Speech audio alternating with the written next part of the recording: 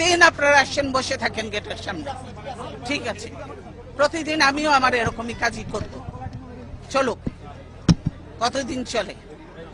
কি মনে করেছেন কি দেশটা কি আপনাদের একলার পৈতৃক সম্পত্তি হয়ে গেছে আওয়ামী লীগের? যে গুন্ডা বাহিনী দিয়ে আমাদের প্রোগ্রাম বন্ধ করতে চান, পুলিশ বাহিনী দিয়ে প্রোগ্রাম বন্ধ করতে চান। সাহস থেকে কাউন্টার প্রোগ্রাম করে দেখাতেন, সাহস নেই।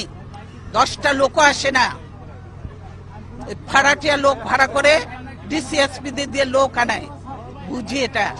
না হলে এরকম এত করুণ পরিণতি হয়, 154টা সিট আনকন্টেস্টেড হয়ে যায়, আর বাকি রয়েছে কি, বাকিগুলোও করে ফেলবে। ওটা নিয়ে ওটা কোনো ইলেকশন নয়, এটা যে সিলেকশন হয়েছে, ভাগাভাগি নির্বাচন হয়েছে, এটা আজকে জাতির কাছে পরিষ্কার, দেশের মানুষের কাছে পরিষ্কার। তাই মানুষ আজকে ধিক্কার দিচ্ছে, ধিক্কার দিয়ে আমরা এই সরকারকে ধিক্কার দিই যে আজকে কি করছেন। আপনাদের সঙ্গে আমাদের কোনো বিরোধ নেই, আপনারা দায়িত্ব পালন করছেন, কিন্তু আমি মনে করি যে দায়িত্বটা সুন্দরভাবে পালন করেন, সম্মানের সঙ্গে, যাতে আমরাও কাজ করতে পারি, আপনারাও কাজ করতে পারেন, সেভাবে আপনারা করেন। আপনাদের সঙ্গে আমাদের কোনো বিরোধ নেই, পুলিশ বাহিনী, কিন্তু এটা তো ঠিক নয় যে আমাকে আমার বাড়ির থেকে বেরোতে দেবেন না, এটা তো ঠিক নয়, এটা তো ঠিক নয়। সেটা আপনাদের যে অফিসার ছিল সে গেল কোথায়? তার সাথেই তো আমি কথা বলতে চেয়েছি, কেন আমার পথ আটকিয়েছে, কিন্তু সে কোথায়, কেন সে আসছেন এখন সামনে? এতক্ষণ তো অনেক কথা বললেন, আপনি কি এখন মুখটা বন্ধ কেন? এই যে মহিলা, আপনার মুখটা এখন বন্ধ কেন বলেন তো? কি বলছিলেন এতক্ষণ ধরে? মুখটা বন্ধ কেন এখন?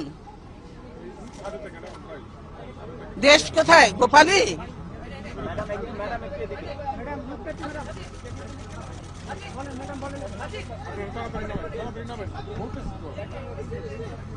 গোপালগঞ্জ জেলার নামই বদলে যাবে, বুঝছেন?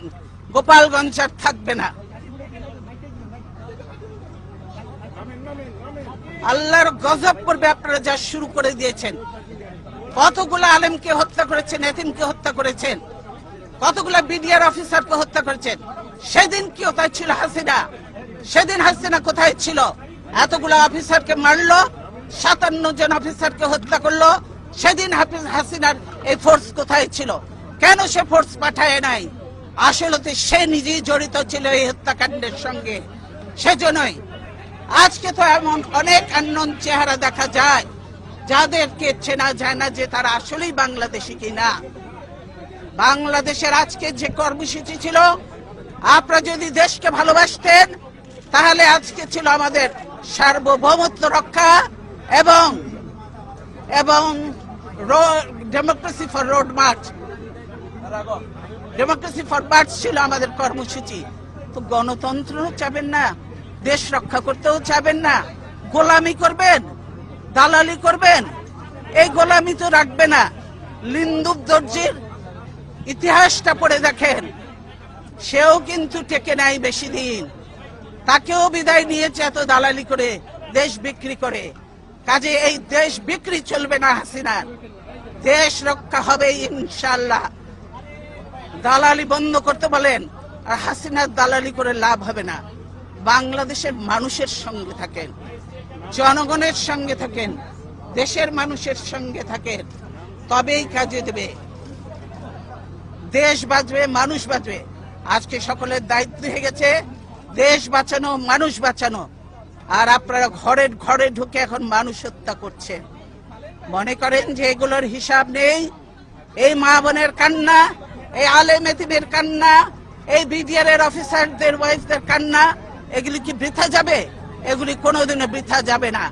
আজকে যারা এই জুলুম নির্যাতন করছেন তাদেরকে এদের মতো একদিন চোখের পানি ফেলতে ফেলতে, বুঝতে বুঝতে তারা চোখ অন্ধ হয়ে যাবে, বুঝলেন?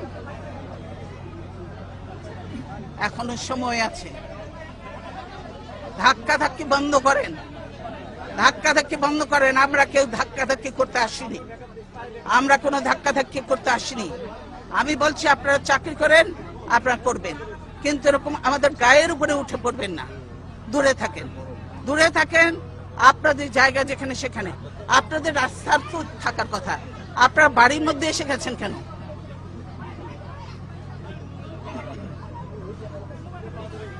কি আপনাদের মেয়েরা তো ঝগড়া করে কেন? মেয়েরা চুপ করো। কয়দিনের চাকরি হয়েছে যে এত কথা বলো?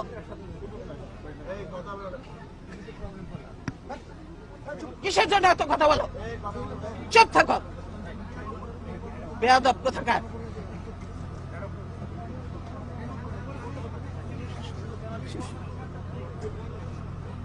আপনার অফিসার কোথায় গেল?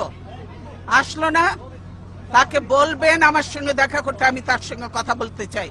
বুঝেছেন কি বোঝেননি কথাটা? এইটা তো বাংলা ভাষা নাকি অন্য কোনো ভাষায় বলতে হবে আপনাদেরকে? বুঝেছেন? সেই অফিসার কোথায়? তাকে বলেন আমার সঙ্গে দেখা করবে।